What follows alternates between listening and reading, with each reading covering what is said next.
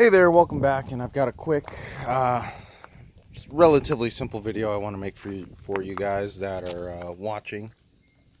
For those guys that have the Silverados, I actually ended up purchasing I think it's called DNA motoring off of Amazon. There's a part number in there somewhere. It's one of those cheap bed covers. They're 150 bucks off of Amazon. 150. Sometimes they find a coupon. They're 160 bucks more or less. I bought this so I can stick it on this truck or that truck or the other truck. Just so I can, in case if I go on road trips or if I want to cover the bed up on this one or cover the bed up on that one. I wanted it for that one because this one has a toolbox and this one has a toolbox. But this one, I don't know, accessories that'll fit a bunch of things. So I want to do a quick little unboxing, review it, see how easy it is to put together or how hard it is to put together, and do a little quality test. So just follow along with me.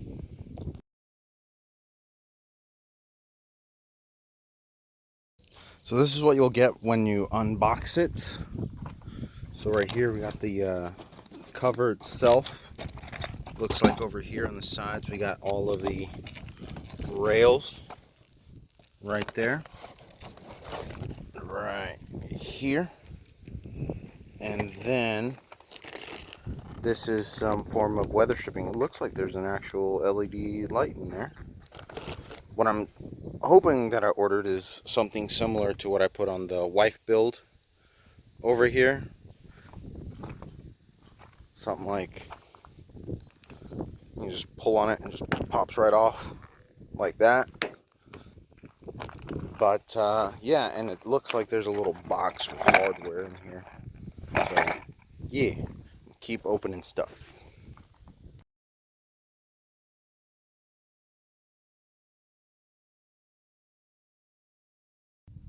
So after opening this up a little bit more, it has this really cheap stick touch lamp. I think they're wanting me to stick it on the side of the bed or something like that over there. These are called G clamps. I do think it is a little weird that they sent me 5 clamps and like 2 different Allen sized like heads or wrenches. I'm not exactly sure what's going on here. But the instructions are here, and the weather stripping that goes over there is actually for the tailgate, so that stuff doesn't get in through the sides of the bed. So pretty cool, actually. Something pretty interesting. I don't know if it'll fit with my little mods that I've done before, but we'll see.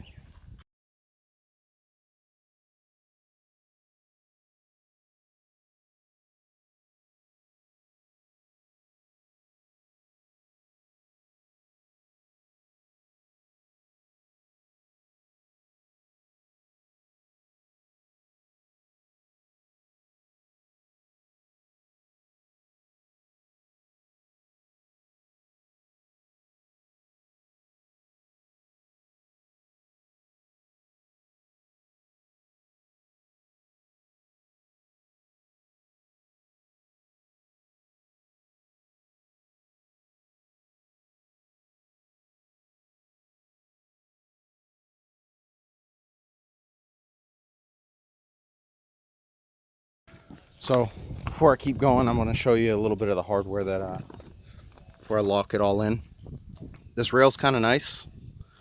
It is actually, I'm trying to get a good angle on it right here. If you can tell, there's 2 layers of weather stripping. One right here, and like a sponge one, like a hard sponge, and like a soft rubber one right here. So that'll give you like a good description of kind of what you're going to be dealing with. So in case if you don't really have to worry if this body line on your truck is perfect. Mine's got all sorts of Bondo on it and all sorts of stuff from using it all the time. And the hardware that you need to use to kind of hold in the corners, this little hex piece right here that screws in into these little corners. That's why there's 2 Allen wrenches in the bag. Kind of makes a little bit more sense. And the cover has these bars in it. And I believe these bars, here's the end piece, and then over here is like the middle piece that I believe they just slide in between these bits right here. So I think I'm gonna go for the final tightening and putting it all together, and kind of give my final reviews. I will say this, I am kind of bummed it is not like the Dakota wife build over here, but I'll take it. Like, this truck won't see a whole bunch of mileage, so hopefully it won't like fly off or anything like that. So yeah.